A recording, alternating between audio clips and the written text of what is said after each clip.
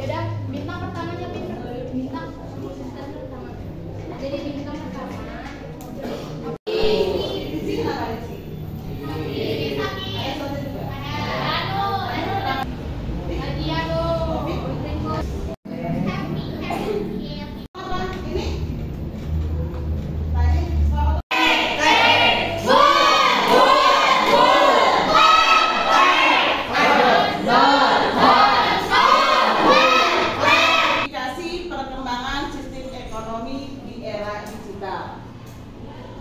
Kemudian kalian mampu menganalisis bentuk-bentuk transaksi.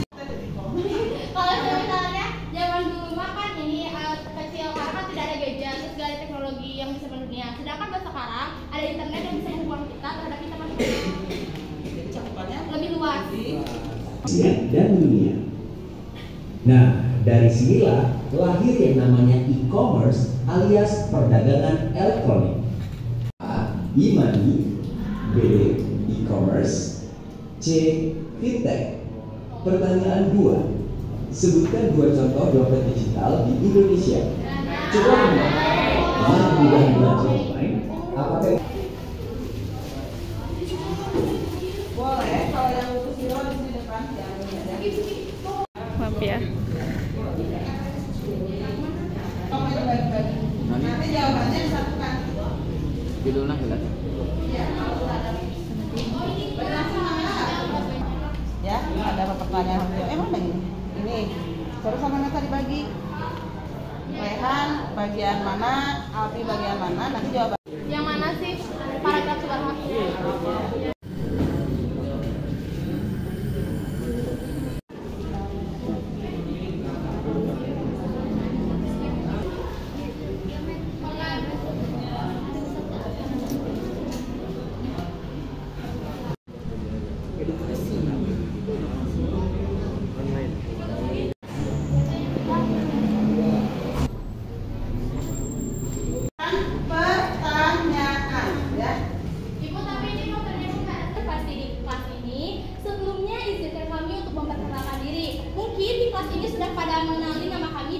Bapak Guru mungkin ingin mengenalinya. Pertama, perkenalkan nama saya Nabila Itu Husna. Kedua, perkenalkan nama saya Sibang Farida Walia.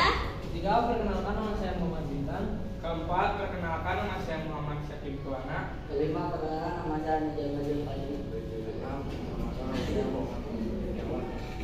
Nah, berdirinya kami di sini, kami ingin mempresentasikan hasil kerja tadi yang berjudul menganalisis perkembangan perekonomian di era digital. Ibu tulis lagi.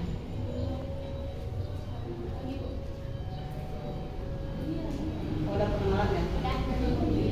Oke. Ekonomi digital. Ekonomi digital adalah seluruh aktivitas ekonomi yang menggunakan teknologi digital, terutama internet, perangkat elektronik, aplikasi, dan platform online. Contoh kegiatan. Contoh kegiatan ekonomi digital. 1. Belanja online. Contohnya di Shopee atau di Tokopedia. 2. Pembayaran digital. Contohnya OVO, Dana, QRIS. 3. Transportasi online. Contohnya Grab, Gojek. Dampak negatif. A. Kesenjangan digital. B. Persaingan usaha semakin ketat. C. Ketergantungan teknologi. Dampak positif. A. Memudahkan transaksi. B. Menciptakan banyak lapangan kerja. Dan C. Mendorong efisien usaha. Lalu, untuk peluang dan tantangannya, untuk peluang ada 2 contoh, yaitu salah satunya pasar lebih luas dan yang kedua promosi lebih murah. Lalu untuk tantangannya, di sini kami menuliskan 2 contoh. Yang pertama ada persaingan dengan toko besar, lalu yang kedua adalah kemampuan digital rendah. Dan untuk pertanyaan terakhir, peran kita sebagai pelajar untuk menghadapi ekonomi digital ini. yaitu dari kelompok kami menyarankan lebih hati-hati dalam menggunakan sesuatu yang berbau teknologi karena mudahnya tertipu. Seperti kalian mendapatkan berita, tidak boleh langsung dicerna dengan percaya karena bisa jadi berita tersebut adalah hoax. Oke, mungkin sekian dari kelompok kami. Mohon maaf bila banyak kekurangan karena kesempurnaan hanya milik Tuhan. Terima kasih. Wassalamualaikum warahmatullahi wabarakatuh. Kembali ke tempat duduk kami. Apakah ada yang mau ditanyakan dari kelompok lain atau dari ibu bapak guru untuk kelompok kami? Dari dia aja. Oh boleh. Dari ibu. Silakan. Dari kelompok yang lain boleh kak. Silakan. Ada yang mau bertanya? Ya, boleh. Siapa dulu? Saya akan menanya kepada kelompok kita apa saja contoh peluang digital. Peluang. Digital diantaranya kami hanya memilih dua. Satu, pasar lebih luas, dan dua, promosi lebih murah. Ada jawaban lain lagi sendiri. Menurut kalian peluang apa saja? Bisa membuka peluang pekerjaan lebih luas, modalnya lebih sedikit. Peluang kerja menggunakan digital. Bagus, Adila. Sudah puas? Oke. Boleh, Abi? Assalamualaikum warahmatullahi wabarakatuh. Waalaikumsalam warahmatullahi wabarakatuh. Perkenalkan, nama saya Alvin Nugraha Dharma Persana. Saya di sini ingin menanyakan apa itu uang digital.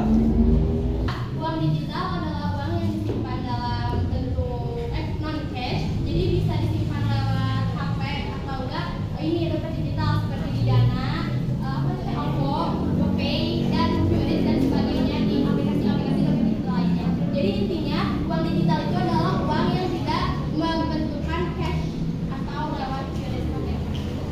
Ada lagi? Coba dari kelompok kita ada pertanyaan tidak? Assalamualaikum warahmatullahi wabarakatuh. Waalaikumsalam warahmatullahi wabarakatuh.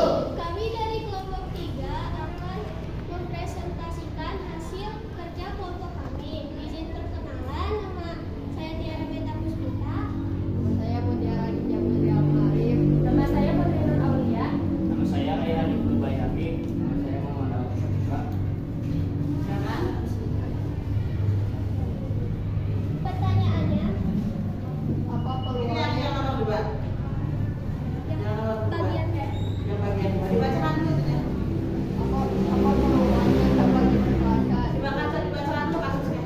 Menteri. Dibacakan dulu kasusnya. Itu yang kita pelajari di LKPD. Yang lain dengarkan. Seorang pelajar biasa berjualan di sekolah dengan menawarkan dagangannya kepada teman-teman dan guru. Ingin mencoba menjual produknya melalui platform digital, tetapi belum memahami cara membuat akun toko dan mengelola pesanan. Pertanyaan 1. Apa peluang yang dapat dimanfaatkan? Peluang yang dapat dimanfaatkan adalah model bisnis, konten kreator dan influencer, layanan digital dan freelance, dan akses jualan online.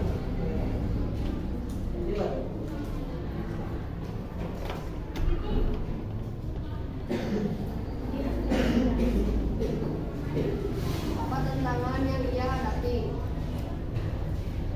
Tantangannya. Tantangan yang dihadapi adalah manajemen waktu, kesenjangan digital, modal terbatas.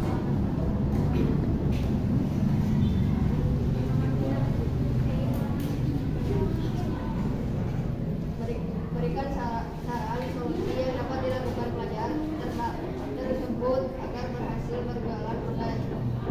Saran atau solusi yang dapat dilakukan adalah dengan memilih produk sesuai minat dan bakat, memanfaatkan platform dengan bijak.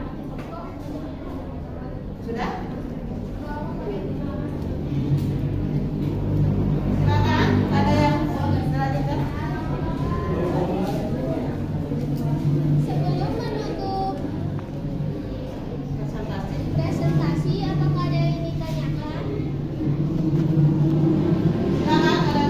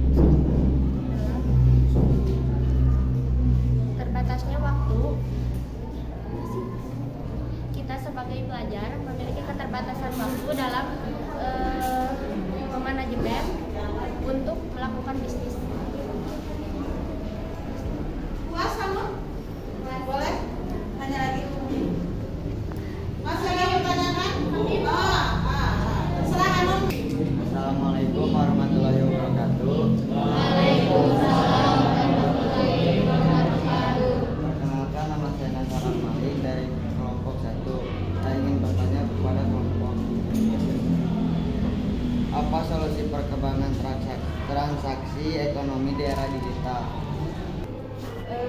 Waktu dan memilih produk sesuai minat yang diinginkan. Karena tidak perlu putri.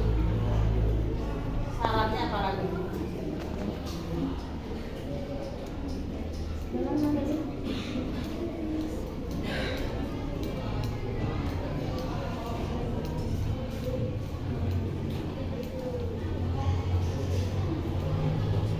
Tanya macamnya dan puas tidak dari jawabannya.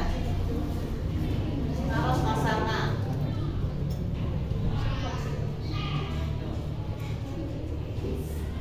perkenalan. Ya. Assalamualaikum warahmatullahi wabarakatuh. Waalaikumsalam.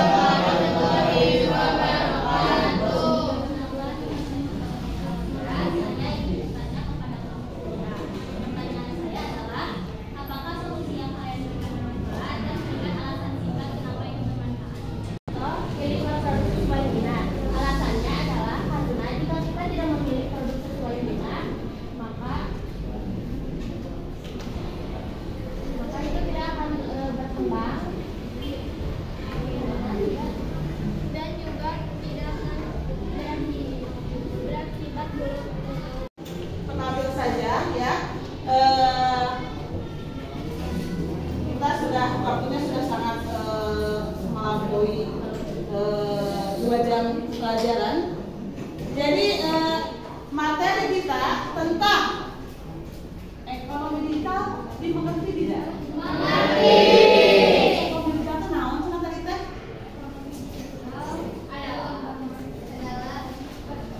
aktivitas ekonomi penggunaan teknologi digital, terutamanya internet, perangkat elektronik, aplikasi, dan platform online. Jadi lebih menggunakan teknologi. Tadi bentuknya apa saja tadi? Untuk pembayaran, untuk dompet digitalnya ada UBA dan lain sebagainya. Untuk e-commerce, Shopee, kalian mas pernah tahu ya? Saya mah hanya tahunya sudah. Ternyata kalian lebih tahu daripada saya. Benar-benar daripada saya, benar-benar gadget ya. Yang lebih tahu dari saya. Jadi kalau kalian tentang ekonomi digital, maka kalian lebih pelakunya. Dalam kalau dikaitkan dengan kehidupan sehari-hari, ya kalian sudah melakukannya. Sudah, cuma mungkin kalian belum tahu e-commerce itu apa. Bahasa-bahasanya saja yang tidak. Nah, jadi ingat waktu pertemuan kapan ya? Saya tanya, jika saya Shopee Pay, maka kamu akan apa dan mana jawabannya dulu? Masih membelanjakannya. Oh, pasti kan? Jika saya Shopee Pay, maka saya nanti saya akan membeli skincare, gitu kan ya? Masih ingat? Itu ternyata kalian lebih paham daripada saya. Oke, selanjutnya ini ada tes yang harus kalian kerjakan. Langsung saja di sininya, di kertasnya, karena saya ingin tahu sampai di mana pemahaman kamu terhadap materi yang sudah diterangkan oleh teman kamu, bukan oleh ibu yang melatih. Udah? Sudah kebagian semua? Belum. Belum. Lihat dulu. Silakan. Intan masih sedih? Ya, sudah. Nisa, Nasa, Opik, Nazar, Nizar, ya. Setelah belajar ini apa yang kalian dapatkan? Pengetahuan dakwah. Pengetahuan itu apa? Era digital. Era digital tuh era kalian banget ya. Ya. Ada yang mau menyimpulkan materi hari ini? Silakan. Aku. Boleh. Ada lagi? Ayo aja yang lainnya Pak. Ada yang lainnya nggak? Ada aja apa-apa? Kamu nggak ada ya? Berdiri, Neng. Kesimpulan hari ini menurut pendapat saya adalah dengan belajar mengetahui tentang era digital ini kita bisa memanfaatkan hal-hal tersebut dan bisa mempermudah cara belajar kita dan mempermudah cara transaksi, belanja apapun yang melibatkan digital. Lalu menurut saya dampak di sini banyak sekali dampak positifnya. Dampak positifnya kita bisa mempermudah belanja tanpa harus kita mengunjungi toko tersebut.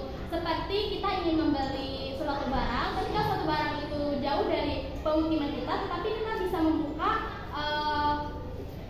toko online, jadi kita tinggal mengklik saja lalu bisa datang dengan cepat. Lalu dampak negatifnya, kita membeli belanja online kadang suka tidak sesuai ekspektasi, seperti kita membeli barang tetapi yang datang beda yang dari foto. Jadi intinya kesimpulan dari semuanya adalah kita harus lebih bijak menggunakan hal tersebut, karena apapun yang dilakukan oleh kita, dampak positif dan dampak negatifnya tergantung pada diri kita sebagai